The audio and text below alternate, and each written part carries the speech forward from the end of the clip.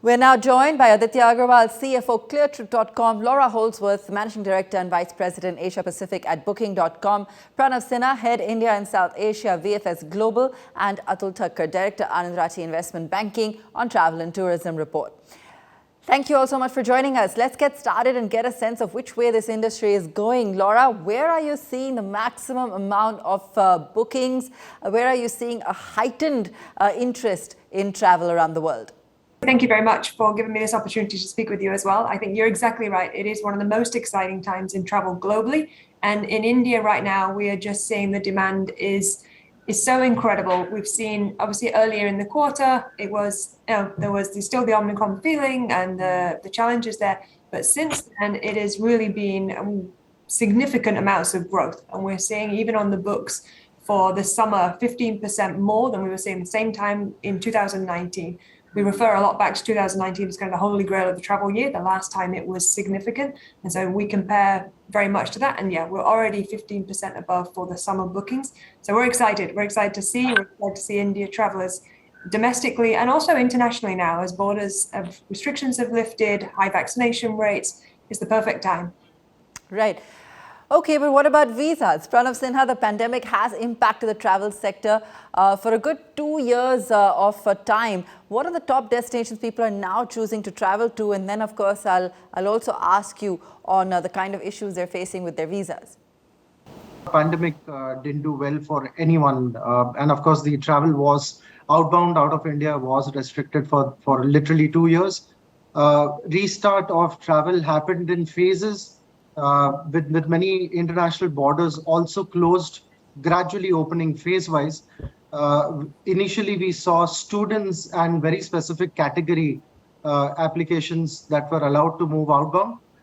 Internationally, also, many countries were only accepting very specific categories for very, very specific reasons. Family members joining those that are abroad already. Those were the initial ones. But now, as you also mentioned, ever since March 27th, when the international flights are also allowed by DGCA, we are also witnessing a very high uptick in terms of outbound travel.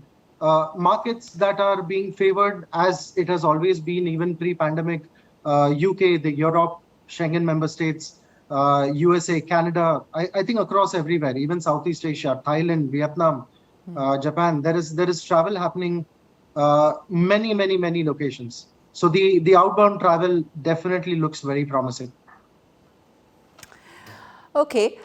Laura, how much of the travel then is outbound? What are you seeing on your platform? We just heard from Pranav as well, but are you seeing traction when it comes to inbound into India at this stage at all? We are. We're just starting to see that picking up. It's certainly still a very domestic heavy market, and globally we're still seeing a similar trend.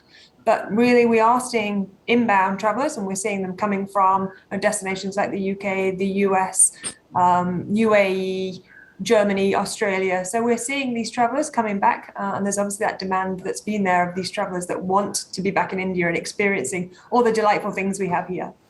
Pranav, are appointments or slots easily available for tourist visas, or is there a huge wait list for those wanting to go abroad, especially for the Schengen area and the USA? So it's both. It's both actually. There's a lot of pent up demand from the last 2 years. Many have been, for very specific reasons, also wanting to travel. We did see a very high number of students applying last year between June and September. We are possibly hoping the same numbers apply this year as well, which seems to be in that direction. But yes, revenge travel. Tourists in itself. Q1 last year, we are already seeing double the numbers Q1 this year. Okay. So there is definitely a lot of intent to travel. If we personally also given a choice, we would definitely want to do a holiday abroad. For those that have been wanting to travel, not been able to do that for the last 2 years. In terms of appointments, VFS Global role is very specific to provide a system to get an appointment. How many appointments are allowed to be opened is completely a prerogative of the respective governments. Now, for example, UK, one could get an appointment within 4 to 5 days. Yes, it's a longer wait for other governments. That's primarily because of what they allow us to accept. And also a very, very high uptake in the last few weeks, months itself, with the airlines opening up, a lot of opportunities and options also available for one to travel. So it's, from what you mentioned, it's actually both put together. There is a pent-up demand. There's also revenge travel, as we would like to term it, in this year. And the appointment slots remain as to what we are asked to be governed. But then the message is very clear to all travelers. Please do plan to travel, to apply for your visas much in advance. There is some wait in terms of getting an appointment and thereafter getting your visas processed. Hence, it's always advisable to probably try and plan your travel in advance. Aditya Agrawal, what's leading to the massive spike in airfare prices? Everyone's having to reassess their holiday budget. I mean, we know that crude is playing spoilsport, but this kind of spike in prices, what's really causing it? I think in the last 3 months, we have seen pretty much never before seen kind of prices in the Indian aviation industry. Average prices used to be between 4,500 to 5,000. Went up to more than 6,500 in May. It has come down slightly in June. It's come down by about 5 to 10% in June. But the main reason is sort of external factors, right? I think we've seen obviously the oil price spike to more than $120 with all the geopolitical tensions. So that's the single biggest driver why the prices have gone up. And we are sort of hoping that it's a short-term trend and it starts coming down like we've seen in June already. Aditya, when do you see this normalizing? The pricing pressure, yes, it's come off about 5 to 10%. But when do you see a further rationalization? Are airlines going to be doing anything to mitigate this kind of pricing pressure? So we've already started seeing it come down, right? So in June, we've seen almost a 10% price correction as compared to May, right? So some of this is obviously seasonality. May is also a peak month for summer travel with vacations and holidays. So we've already seen a seasonal correction. And if globally oil prices continue to come down, then we will see that come down very fast, right? Okay, so it's really all about those oil prices. Laura, what are you making of the current pricing environment? Is it having an impact on bookings?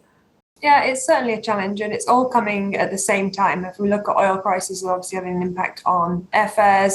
The demand is outweighing the supply right now. As capacity is still increasing. Most airlines are not back to full capacity. They're still dusting off their planes and bringing back crew. So these two things coming hand in hand is having an impact, but we're not seeing it dampening demand at all.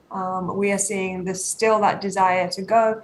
And so when it comes to stabilization, I think as capacity comes back online, that will be the biggest potential stabilizer. But right now the demand is there and travelers are not put off by changes in pricing. All right, so one part of it, of course, is also bringing capacity back. And the other question then, Atul, and let me bring you in here, is really for the outlook on the travel industry. Given the kind of pent-up demand or the revenge demand that we're seeing in this case, the fact that the market is becoming less price sensitive, they're still choosing to go ahead with their travel plans despite those spiraling airfare prices, pushing, of course, for visas, and we'll come back to that in a moment. Do you see the travel industry continuing to grow now that it's back at those pre-pandemic levels? Do you see this kind of boom sustainable? Yeah, so, let's look at it this way. Everybody has a wallet share for travel, depending on your overall budget. Now, if in the last 2 years you have not spent, then irrespective whether the price hike has been by 10 to 15% or not, you will tend to go and rejuvenate. You will require to take your family out. Now, what type of travel you are going to do, it depends on person to person's requirement. Or, if you were planning to go, let's say international, but the international waters are still not opened in some of the countries, you will settle with one of the best holidays in India. So I think overall, 2022 will be the revenge year for travel and tourism, where you will see a boom irrespective of whatever is happening globally, whether it is the price hikes or the war scenario, people will want to move out. All right. Thank you all so much for joining us on this show today to discuss all the trends in travel and the kind of momentum we're seeing despite some of the obstacles this summer. Thanks so much for joining us. If you like the video, do like, comment, share and subscribe.